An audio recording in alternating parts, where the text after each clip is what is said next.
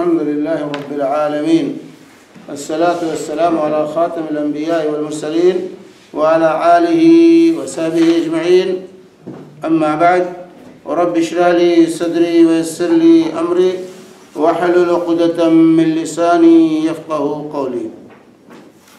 گزشتہ درس میں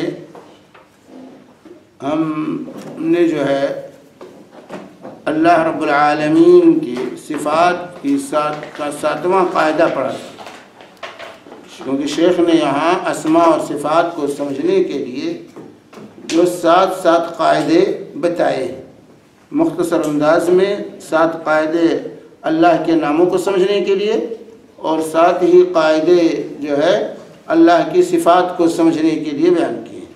آخری قاعدہ جو شیخ نے یہاں صفات الہی کو سمجھنے کے لیے بیان کیا تھا، جس کو ہم نے گزشتہ درس میں پڑھا تھا، وہ مختصر سی بات تھی کہ اللہ تبارک و تعالیٰ کے تمام صفات توقیفی۔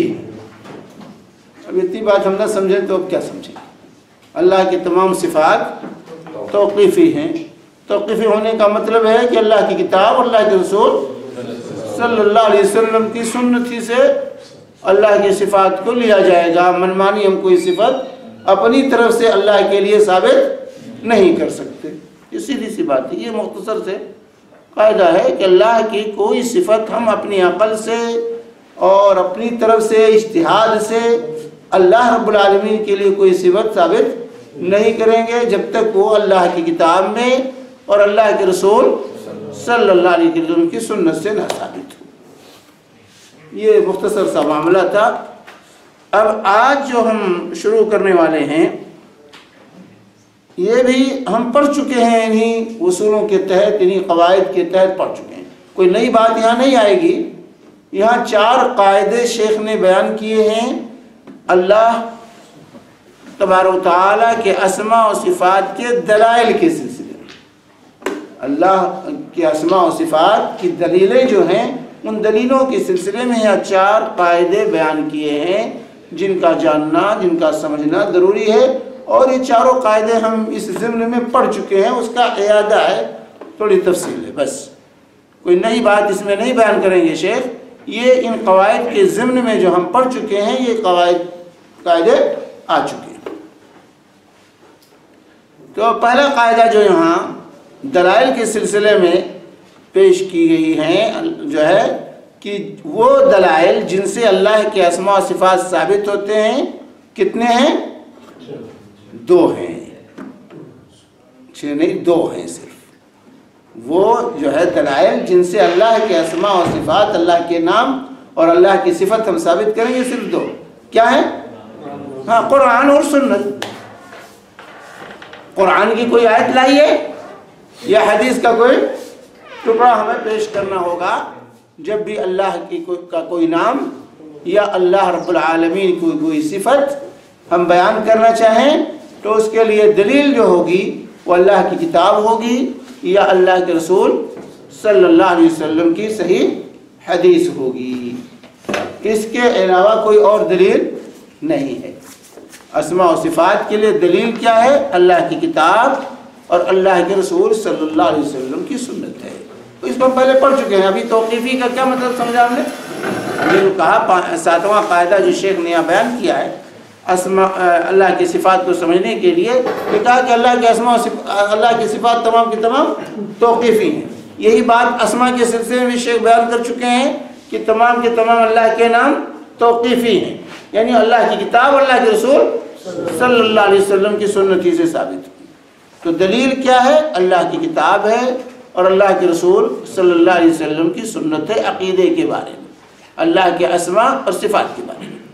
دلیل کیا ہوگی؟ یا تو قرآن کی آیت ہوگی یا نبی کریم صلی اللہ علیہ وسلم کی سنت ہوگی۔ نہ تو اس میں اجماع دلیل ہے اور نہ ہی اس میں جو ہے قیاس دلیل ہے، نہ اس میں کسی کا اجتہاد مانا جائے گا۔ فقہی مسائل میں اجتہادی مسائل ہوتے ہیں، وہاں قیاس بھی چلتی ہے، وہاں امت کا اجماع بھی چلتا ہے، لیکن عقیدے کے بیان میں، اسماء و صفات کے بیان میں خاص طور سے یہاں صرف اللہ کی کتاب اور اللہ کے رسول صلی اللہ علیہ وسلم کی حدیث چاہیے کوئی بھی اللہ کا نام یا اللہ کی صفت ثابت کرنے کے لیے۔ نہ اجتہاد چلے گا، نہ قیاس چلے گا، نہ کوئی اور چیز چلے گی۔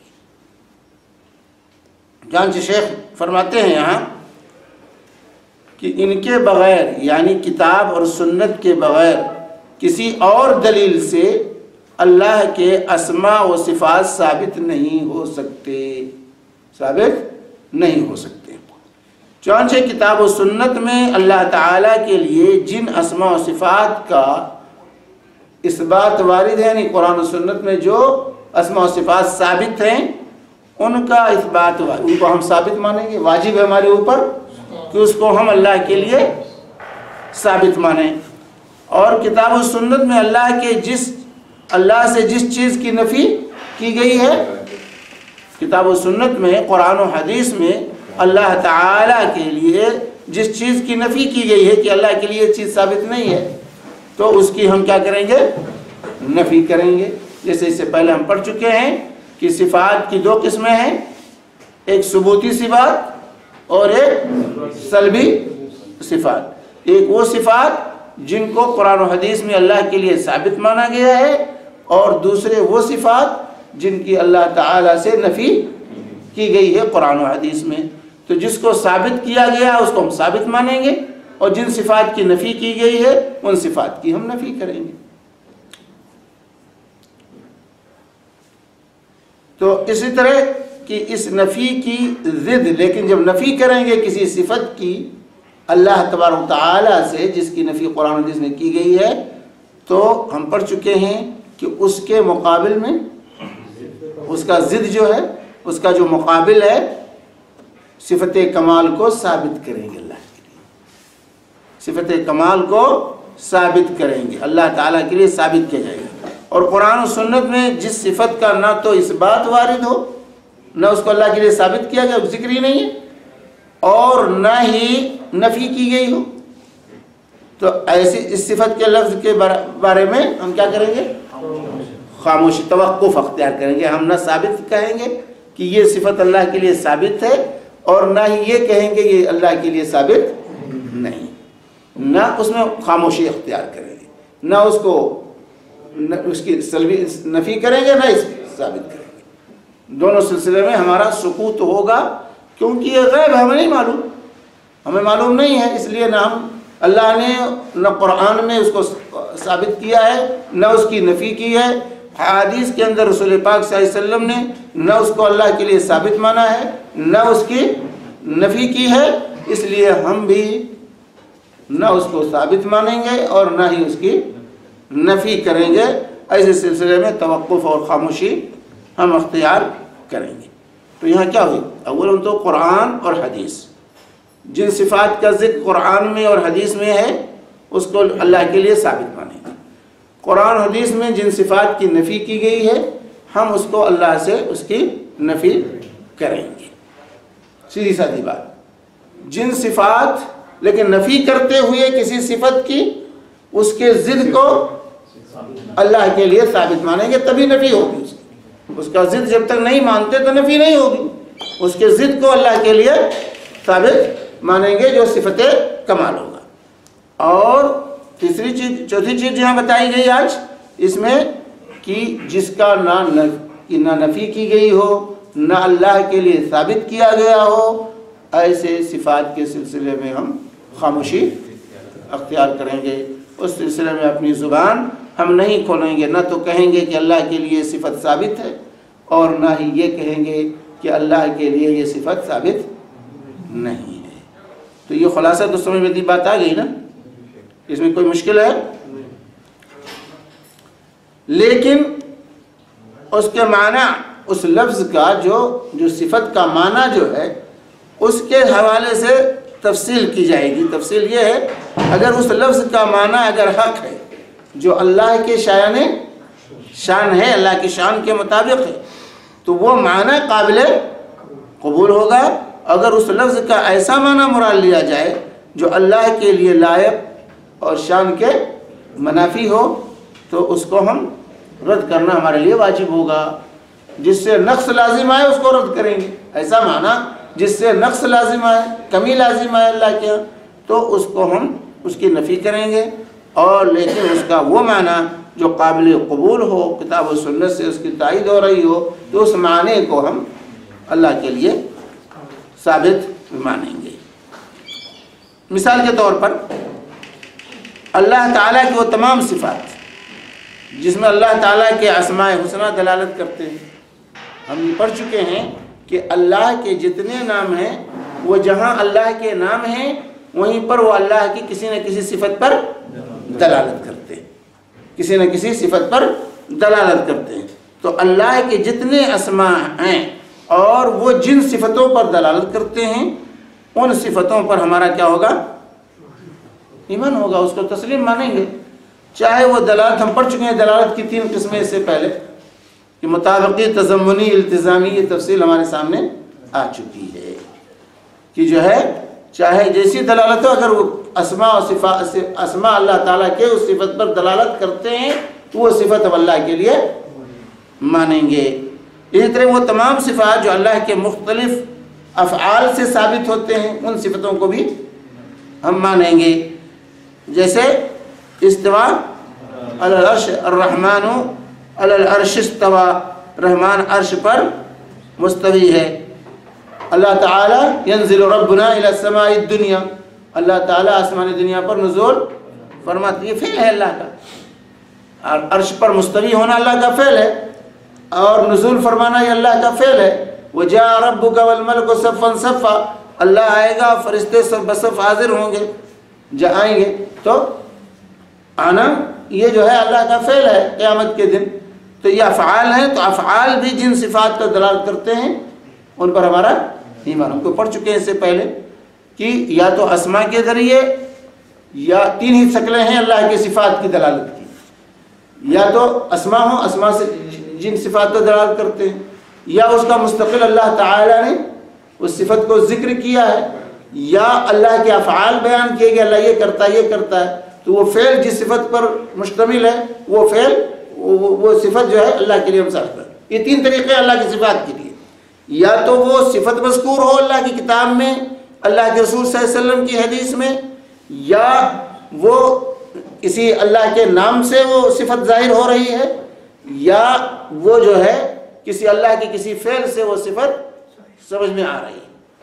تو نام کے ذریعے، یا صفت کے ذکر کے ذریعے، یا اللہ کے فعل کے ذکر کے ذریعے، یہ 3 ہی طریقے ہیں کتاب و سنت میں جو اوصاف اللہ تبارک و تعالیٰ کے ذکر کیے گئے ہیں، اور جس سے جو ہے اللہ کے صفات کو اخذ کیا جائے گا۔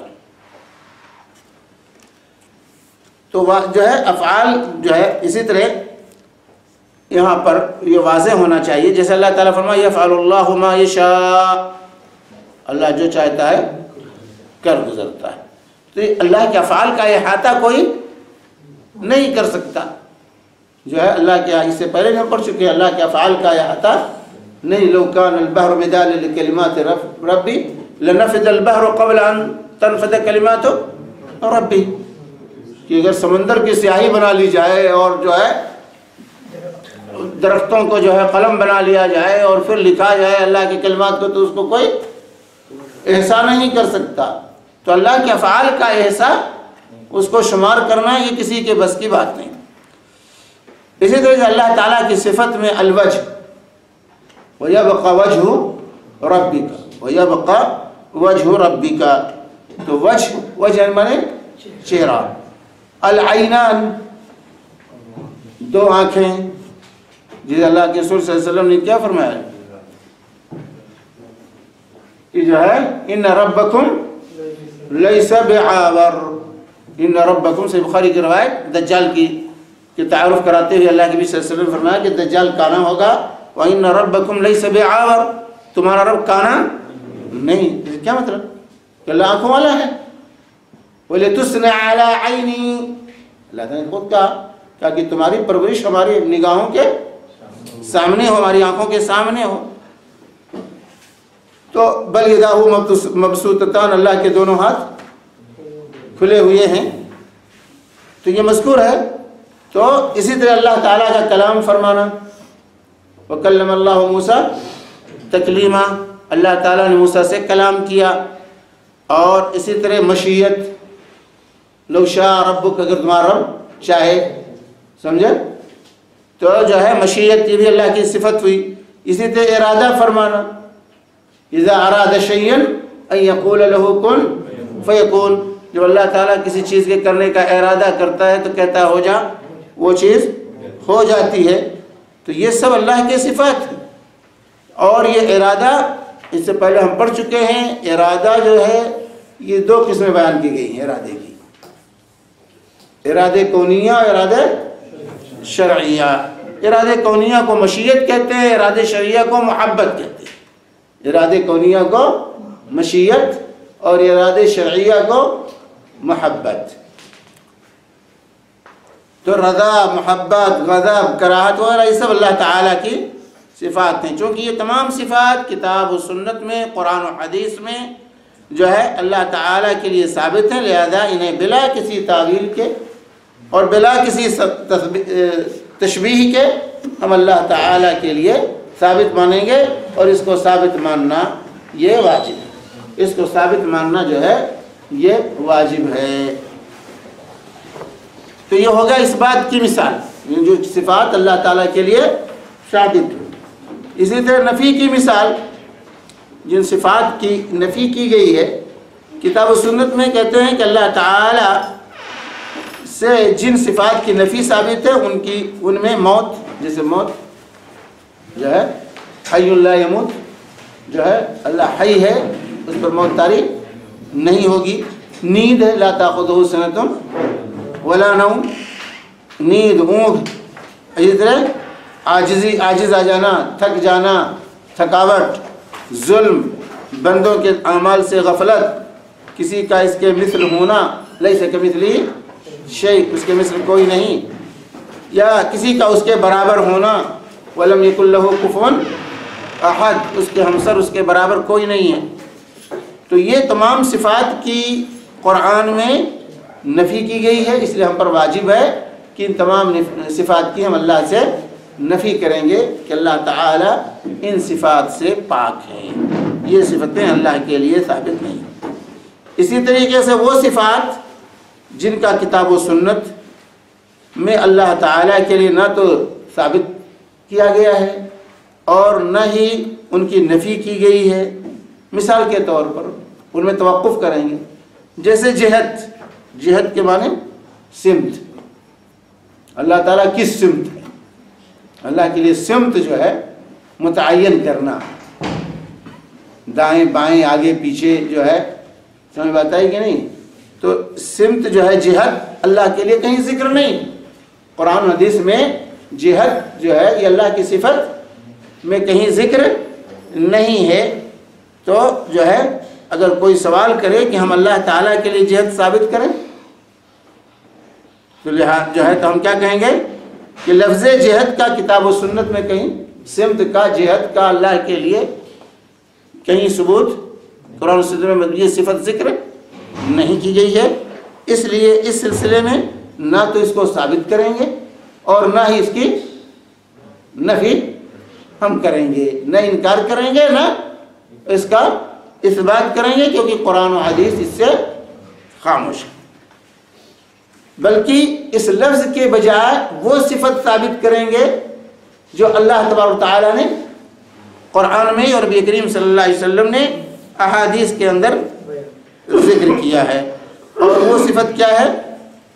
اللہ کا اوپر ہونا، عرش کے اوپر، علو اور بلندی۔ علو کے معنی بلندی، اللہ کے اسماء میں سے ایک نام کیا ہے؟ العلی۔ العلی یہ اللہ کے اسماء حسنہ میں سے ہے، اس کا مطلب اللہ تعالیٰ علو سے متصف ہے، اللہ تعالیٰ بلندی پر ہے، بلندی پر ہے۔ تو اللہ کے لیے ہم جہت نہیں کہیں گے، کیونکہ جہت کا لفظ، سمت کا لفظ قرآن و حدیث میں وارد نہیں ہے، بلکہ وہ لفظ استعمال کریں گے جو لفظ اللہ تعالیٰ نے قرآن میں اور اللہ کے رسول صلی اللہ علیہ وسلم نے حدیث میں استعمال کیا ہے، وہ ہے صفت علو۔ اللہ تعالیٰ بلندی پر، اوپر ہے، اللہ تعالیٰ اوپر ہے۔ جیسے کہ وہ صحیح مسلم کی وہ حدیث بھی ہم پڑھ چکے ہیں کہ جس میں جو ہے لونڈی تھی اس کے مالک نے جو اس کو آزاد کرنا چاہا تو اللہ کے رسول صلی اللہ علیہ وسلم نے اس سے کا امتحان لیا اور کہا عین اللہ، اللہ کہاں ہے؟ تو اس لوڈی نے کیا کہا؟ اللہ ہر جگہ ہے، جیسے آج ہم لوگ کہتے ہیں۔ یہ نہیں کہا کہ اللہ ہر جگہ ہے۔ اس لوڈی نے بھی، اس کا لوڈیوں کا بھی جو عقیدہ تھا آج ہمارے پڑھے لکھے لوگوں کے عقیدے سے کہیں بہتر تھا۔ بہتر ہی نہیں تھا، صحیح تھا، ہم غلطی پر۔ ہم سے کسی سے پوچھا جائے اللہ کہاں ہے، کہتے اللہ ہر جگہ ہے۔ لوڈی سے اللہ کے رسول سے نے پوچھا ان اللہ، بلکہ یہی نہیں، بڑے بڑے جبو دستار والے آج کہتے ہیں کہ یہ سوال کرنا ہی جائز نہیں کہ اللہ کہاں ہے۔ کہتے ہیں یہ سوال کرنا ہی جائز نہیں ہے کہ اللہ کہاں۔ جبو دستار والے کہتے ہیں، میرے بھائی دوسرا کوئی ماڈرن تعلیم یافتہ طبقہ کہے تو بات دیگر ہے، لیکن یہ جبو دستار والے جو دین کے ٹھیکیدار ہیں وہ کہتے ہیں کہ یہ سوال کرنا ہی جائز نہیں ہے، جبکہ اللہ کے رسول صلی اللہ علیہ وآلہ وسلم نے اس لوڈی سے پوچھا عین اللہ، اللہ کہاں ہے؟ اس نے کہا فی السماء، اللہ آسمان کے اوپر ہے۔ تو اللہ کے نبی صلی اللہ علیہ وسلم نے کیا کہا اور کہا من انا، میں کون ہوں؟ کہا انت رسول اللہ، آپ اللہ کے رسول ہیں۔ تو آپ نے کہا اس کو آزاد کر دو، فإنها مؤمنہ، یہ مومن لوڈی ہے، یہ مومن لوڈی ہے، اس کی ایمان کی شہادت رسول اللہ صلی اللہ علیہ وسلم نے دی۔ تو صفت علو اور عرش پر کے اوپر ہونا جو ہے یہ اللہ کے لیے کتاب و سنت میں مذکور ہے، اس لیے اس کو ہم مانیں گے۔ لیکن جہت کا کلمہ، سمت کا کلمہ، کس سمت اللہ ہے؟ اللہ کے لیے کسی سمت اور جہت کو ثابت نہیں کریں گے کیونکہ یہ کتاب و سنت میں مذکور نہیں۔ اب آئیے جہت یعنی سمت، سمت کے مختلف معنی ہو سکتے ہیں، جہت کے مختلف معنی، سمت کے مختلف معنی ہو سکتے ہیں۔ ایک تو یہ ہو سکتا ہے نیچے کی جہت، جہت کے لیے نیچے کی جہت، نیچے ہے اللہ، اگر کہیں جہت مانے اللہ کے لیے تو کون سی جہت ہم مانیں گے؟ اگر نیچے مانتے ہیں تو یہ اللہ کی شان کے منافی، اللہ نیچے نہیں ہو سکتا، صرف میں اللہ نہیں، صرف اگر نیچے ہوتا اللہ تو یہ کہنا جائز ہوتا سبحان ربی الاسفل۔ ہم تسبیح کیا پڑھتے ہیں؟ سبحان ربی الاعلی، اللہ اس رب کی تسبیح بیان کرتے ہیں جو بلندی پر، جو علو سے متصف ہے۔ صفر سے اللہ تبارک و تعالیٰ متصف نہیں ہے، اللہ تعالیٰ نیچے نہیں ہے، اللہ تعالیٰ اوپر۔ تو یہ اللہ کی شان کے منافی ہے کہ ہم اس کے لیے جہت صفر نیچے کی جہت مانیں۔ اور دوسرا معنی یہ ہے کہ صفت جہت علو، اگر جہت مانتے ہیں تو علو کی معنی تو اس کے بھی دو معنی ہو سکتے ہیں۔ اگر جہت لگائیں اس کے ساتھ تو ایک تو اس معنی میں کہ اللہ تبارک و تعالی کو یہ جہہ، یہ سمت گھیرے ہوئے ہے اور کوئی چیز اللہ کا احاطہ نہیں کر سکتی، تو اس معنی میں اللہ کے لیے جہت کا اس بات یہ جائز نہیں ہوگا۔ جیسے ہم اور آپ کسی جہت میں ہوتے ہیں تو وہ جہت ہمیں گھیرے ہوئی ہوتی، دائیں ہوں یا بائیں ہوں، آگے ہوں یا پیچھے ہوں، اوپر ہوں یا نیچے ہوں، تو اگر جہت ہے تو جہت ہمیں گھیرے ہوئی ہے، سمت ہمیں گھیرے ہوئی ہے۔ تو اگر اس معنی میں کوئی جہت علو مراد لیتا ہے اللہ کے لیے تو یہ غلط ہے، اللہ تعالیٰ کا کوئی چیز احاطہ نہیں کر سکتی۔ اسی طرح اگر جہت علو سے یہ مراد لیتا ہے انسان کہ اللہ تبارک و تعالی اوپر ہے اس طرح کہ وہ جہت اس کو گھیرے ہوئے اس کا احاطہ نہیں کر سکتی، اللہ سب سے اوپر ہے، اس کے پاس کچھ کی چیز کے ہونے کا تصور ہی نہیں، اللہ کے بعد کسی چیز کے ہونے کا تصور ہی نہیں، کوئی چیز اس کا احاطہ نہیں کر سکتی، حتیٰ کہ انسان کا علم، مخلوق کا علم بھی اس کا احاطہ نہیں کر سکتا۔ جس جائے کی کوئی جگہ، کوئی چیز عرش کے اوپر اللہ تعالیٰ کہ عرش اللہ کا احاطہ نہیں کی ہوئی ہے، اللہ کو گھیرے ہوئے نہیں ہے۔ اسی طریقے سے اللہ تعالیٰ اپنی مخلوق سے سب سے اوپر ہے اور اس کے بعد عدم ہے، کوئی چیز کے ہونے کا سوال ہی، اللہ کے بعد کسی چیز کے ہونے کا سوال ہی پیدا نہیں ہوتا کہ کوئی چیز اللہ کو گھیرے ہوئی ہے۔ تو اگر جہت کا لفظ نیچے کے معنی میں ہے تو یہ اللہ کی شان کے منافی ہے، انکار۔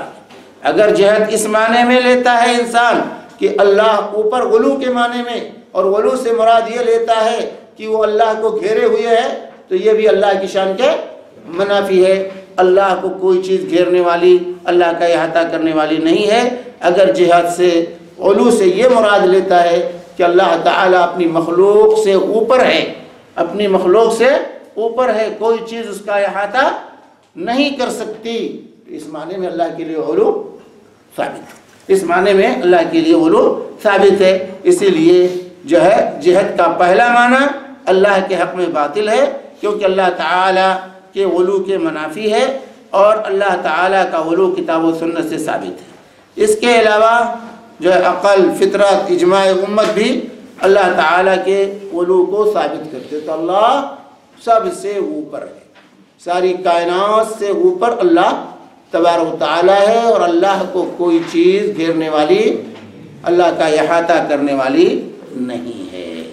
جب کہا وسع کرسیہ السماوات والارض، اللہ کی کرسی نے زمین و آسمان کو گھیر رکھا ہے، تو پھر اللہ کا عرش، پھر اللہ تبارک و تعالی، تو جو لوگ کہتے ہیں اللہ ہر جگہ ہے، یہ دنیا اللہ کا احاطہ نہیں کر سکتی، یہ کائنات اللہ کا احاطہ نہیں کر سکتی، اس لیے اس کائنات کے اندر اللہ کی ذات کو ماننا یہ اللہ کی شان میں گستاخی ہے، تنقیص ہے رب العالمین کی، کوئی چیز اللہ کا احاطہ نہیں کر سکتی۔ تو یہاں پر جو ہے اللہ تعالیٰ اپنی کائنات سے جو ہے سب سے اوپر ہے، جدا ہے، کائنات سے اللہ تعالیٰ جدا ہے۔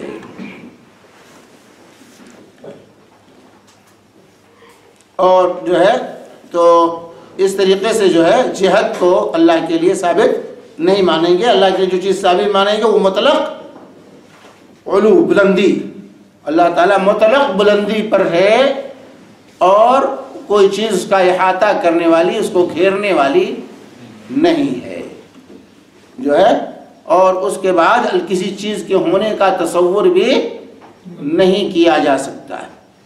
جیسے کہ اللہ کے بعد کیا چیز ہے، لوگ پوچھتے ہیں اللہ سے پہلے کیا تھا، اللہ کے بعد کیا، نہیں، نہ پہلے کا تصور ہے نہ بعد کا تصور ہے، اللہ ہمیشہ سے ہے، ہمیشہ رہے گا، عدم کا کوئی تصور ہی نہیں ہے، نہ پہلے نہ بعد میں۔ تو اسی حال علو کا ہے۔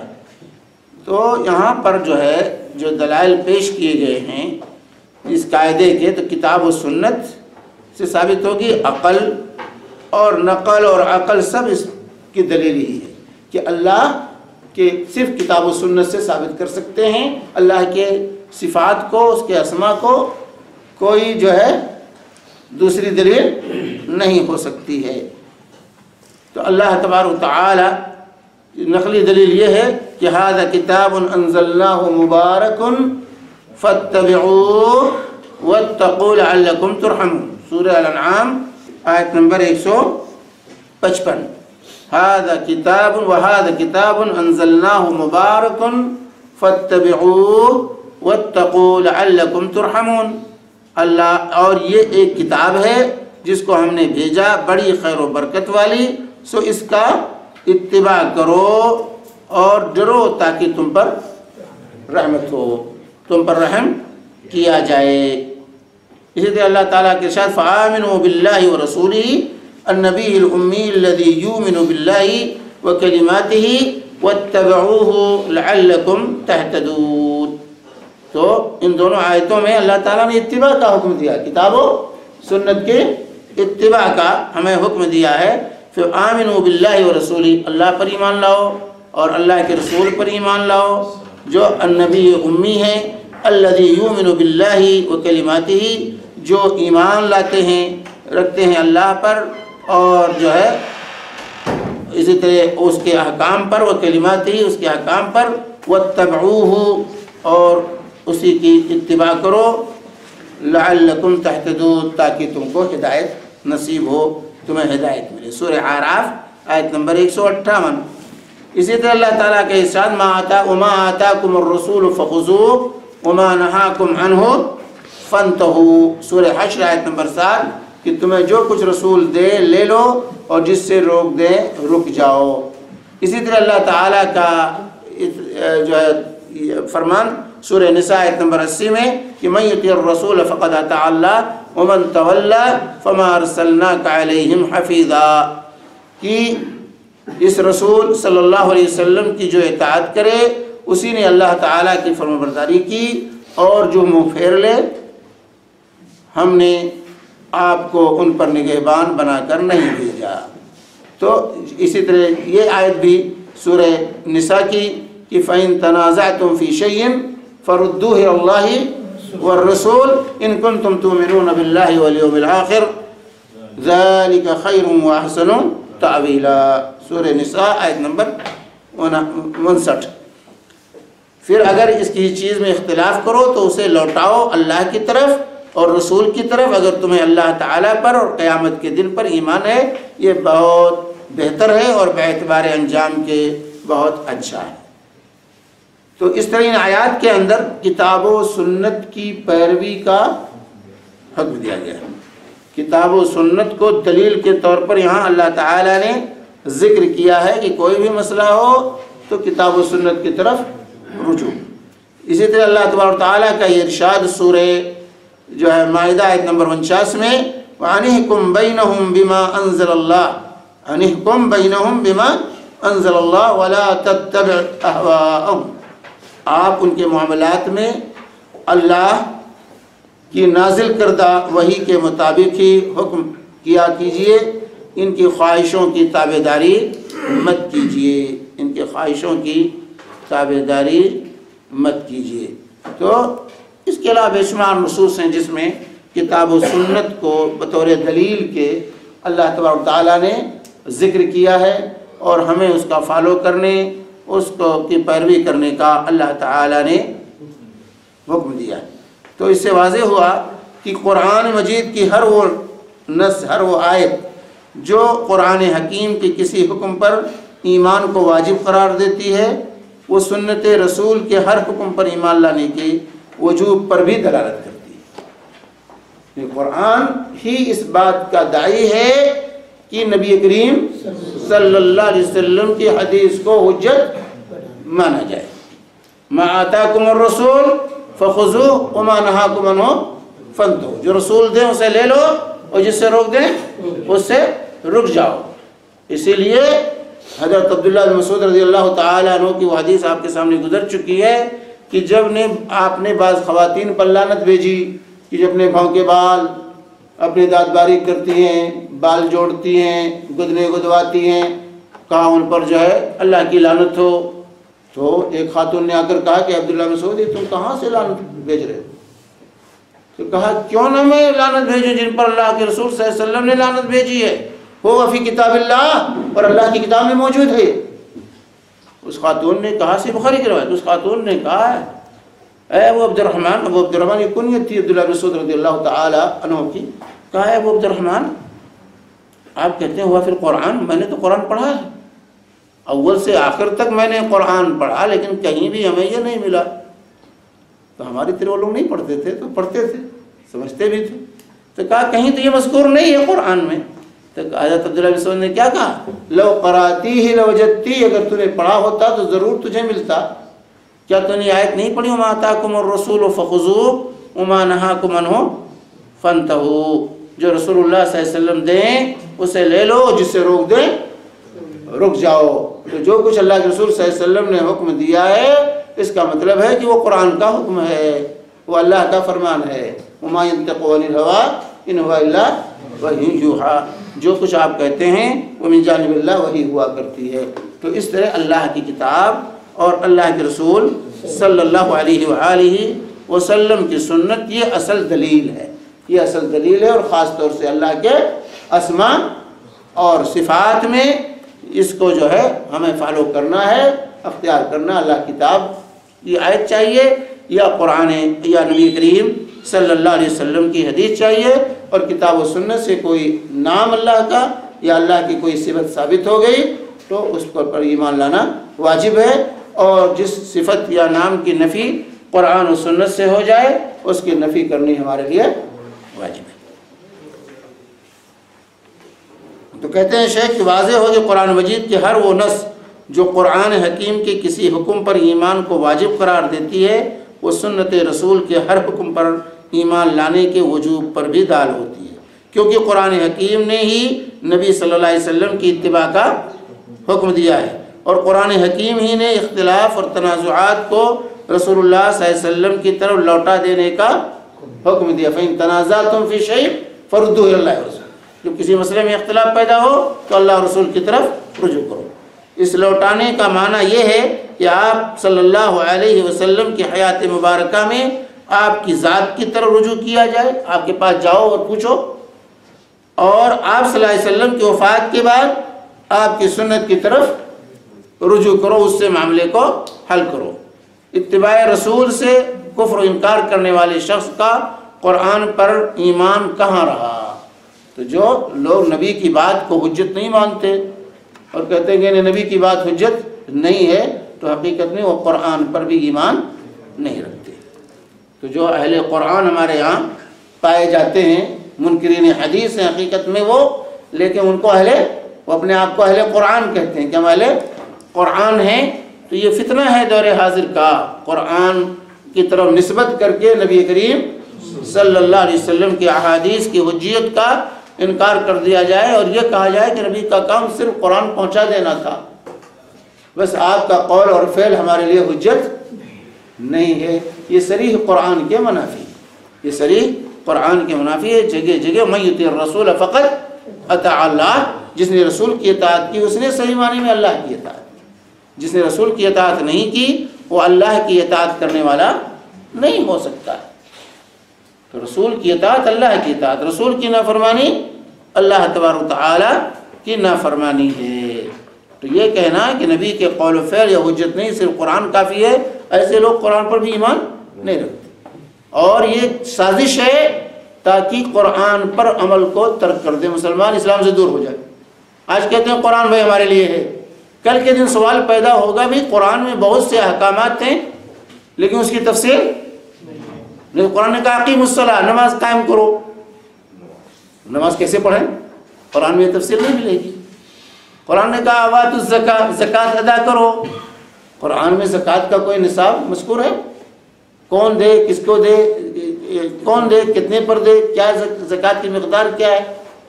قرآن نے کہا کہ چوری کرنے والا مرد یا ہو یا چوری کرنے والی عورت ہو فاقطعوا ایدیہما جزاء بما کسبا، ان کی چوری کی جرم ان کا ہاتھ کاٹ لو۔ اب سوال پیدا، ہاتھ تو یہاں سے یہاں تک ہے، کتنا ہاتھ کاٹا؟ یہاں سے کاٹا جائے، یہاں سے کاٹا جائے، یہاں سے کاٹا جائے، کہاں سے ہاتھ کاٹا جائے گا؟ میت کی تدفین، اس پر نماز جنازہ، یہ تمام تفصیلات جتنی ہیں عبادات کی تفصیلات، حج کی تفصیلات، روزے کی تفصیلات، یہ کہاں ملیں گی ہمیں؟ حدیث سے ملیں گی۔ کل کے دن کہیں گے بھائی تو قرآن میں تو ہے ہی نہیں، کیسے عمل کریں؟ ہر شخص اپنے مزاج کے مطابق نماز پڑھ لے، ہر شخص اپنے مزاج کے مطابق زکوٰۃ دے دے، ہر شخص اپنے مزاج کے مطابق جو ہے روزہ رکھ لے، حج کر لے۔ تو حقیقت میں ایک سازش ہے یہ انکار حدیث، حجیت حدیث کا انکار، یہ اسلام کے خلاف ایک سازش ہے جو رچی گئی ہے، اور بڑے اچھے زرق برق لباس میں جو ہے قرآن کی عظمت کے نام سے جو ہے پیش کیا جا رہا ہے کہ بھائی قرآن، اب قرآن میں آ جاؤ، حدیث کی کیا ضرورت ہے، قرآن کافی ہے۔ تبیان لکل شیء، ہر چیز کو بیان کر دیا اللہ نے قرآن میں۔ بھائی تبیان لکل شیء ہے قرآن، لیکن اللہ نے کیسے بیان کیا ہے؟ حدیث کے ذریعے بیان کیا، نبی کریم صلی اللہ علیہ وسلم کے ذریعے قرآن بیان کیا اللہ تبارک و تعالی۔ اگر صرف نبی کا کام ڈاکیے کا کام ہوتا کہ آگے قرآن پہنچا دو چلے جاؤ، تمہارا کوئی کام نہیں ہے، تو میرے بھائی نبی کی ضرورت کیا تھی؟ پھر مکہ والوں کی زبان عربی تھی، کعبہ پر لا کے جبریل رکھ جاتے قرآن کو، مکہ والے پڑھ لیتے، عمل کر لیتے۔ نہیں، جو ہے نبی کے بغیر قرآن کو سمجھا نہیں جا سکتا۔ لِتُبَيِّنَ لِلنَّاسِ مَا نُزِّلَ إِلَيْهِمْ، اے نبی آپ پر قرآن اس لیے نازل کیا گیا ہے تاکہ آپ کھول کھول کر لوگوں کے بیان کر دیں کہ قرآن ہے کیا۔ اور پھر قرآن اگر نبی کا قول و فعل حجت نہیں ہے، واجب نہیں ایمان لانا، تو بھئی آپ کو کس نے بتایا کہ قرآن اللہ کا کلام ہے؟ نبی کی بات حجت نہیں ہے تو پھر کیسے پتہ چلا یہ قرآن اللہ کا کلام ہے؟ تو قرآن پر ایمان لانے کے لیے نبی پر ایمان لانا نبی کے قول و فعل کو حجت ماننا یہ ضروری ہوگا، تبھی ہم قرآن کو اللہ کا کلام مان سکتے ہیں، ورنہ ہمارے پاس کوئی ثبوت ہی نہیں کہ اللہ کا کلام ہے۔ تو اس طرح جو شخص رسول اللہ صلی اللہ علیہ وسلم سنت کو قبول نہیں کرتا، اس کا رسول اللہ پر ایمان نہیں رہا۔ ایمان بالرسول کا بھی قرآن پاک ہی نے حکم دیا ہے، وَنَزَّلْنَا عَلَيْكَ الْكِتَابَ تِبْيَانًا لِكُلِّ شَيْءٍ۔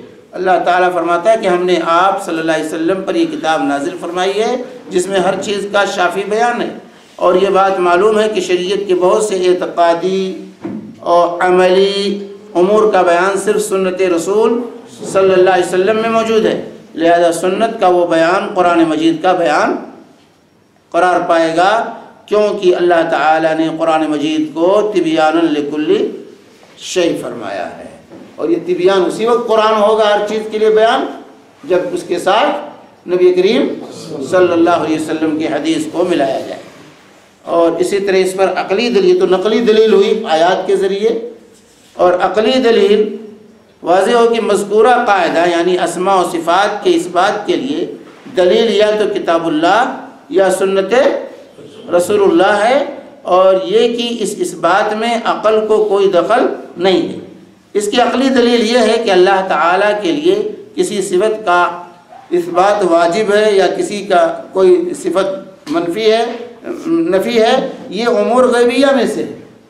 صفات کا علم جو ہے یہ غیبی، صفات سب غیب ہیں، اللہ کی ذات بھی غیب ہے، اللہ کی صفات بھی غیب ہیں جس کا ہم مشاہدہ نہیں کرتے، ہمارے مشاہدے سے باہر چیزیں، تو یہ امور غیبیہ میں سے ہیں جن کا عقل کے ذریعے ادراک کرنا ممکن، یہ عقل کا دائرہ نہیں، غیبیات جو ہیں یہ عقل کا دائرہ نہیں ہے، لہذا اس سلسلے میں کتاب و سنت کی طرف رجوع کرنا اور جس کو ثابت کیا گیا ہے ثابت ماننا، جس کی نفی کی گئی اس کو نفی کرنا، یہ عقل کا بھی تقاضا ہے۔ یہ عقلی دلیل ہے کہ جب یہ امور غیبیات سے تعلق رکھتے ہیں تو اس میں جو ہے عقل کا دخل نہیں ہوگا، بلکہ یہاں جو ہے وحی الہی کی رہنمائی ہمیں حاصل کرنی ہوگی، اور اللہ ہی بتائے کہ اللہ کے کیا اوصاف ہیں، اللہ کے لیے کیا واجب ہے اور کیا اللہ کے لیے واجب نہیں ہے، اللہ کے لیے کیا جائز نہیں ہے، یہ اللہ ہی بتائے گا، تبھی ہم جان سکتے ہیں۔ اور اللہ تعالیٰ کے امر کو معلوم کرنے کے لیے دو ہی راستے ہمارے پاس ہیں، ترکت فیکم امرین، ہم تمہارے درمیان دو چیزیں چھوڑ کے جا رہے ہیں، کتاب اللہ و سنتی، اللہ کی کتاب، اور اللہ کے رسول صلی اللہ علیہ وسلم کی سنت۔ یہ دو مصدر ہیں جو ہے عقیدہ سیکھنے کے لیے، اللہ کے اسماء اور صفات کو معلوم کرنے کے لیے۔ تو یہ مختصر جو ہے خلاصہ ہے اس قاعدے کا جو شیخ نے یہاں پیش کیا ہے کہ دلیل کے طور پر صرف اللہ کی کتاب، اللہ کے رسول صلی اللہ علیہ وسلم کی سنت ہوگی، کسی صفت کو، کسی نام کو اللہ کے لیے ثابت ماننے کے لیے، اور کسی نام یا صفت کی نفی کے لیے کتاب و سنت کی دلیل چاہیے۔ کتاب و سنت میں جس چیز کی نفی کی گئی اس کی نفی کریں گے، جس چیز کو ثابت مانا گیا اس کو ثابت مانیں گے، جس سلسلے میں کتاب و سنت خاموش ہے ہم بھی وہاں خاموش رہیں گے۔ خلاصہ جس صفت میں اور جس نام سے کتاب و سنت میں مذکور نہیں ہے اس میں ہماری خاموشی ہوگی، اس کو اللہ کے لیے نہ ثابت مانیں گے اور نہ اس کی نفی کریں گے اس صفت کی۔ کیا ٹائم ہو رہا ہے؟ 9:05 ہو گیا۔ ٹھیک ہے، جزاکم اللہ۔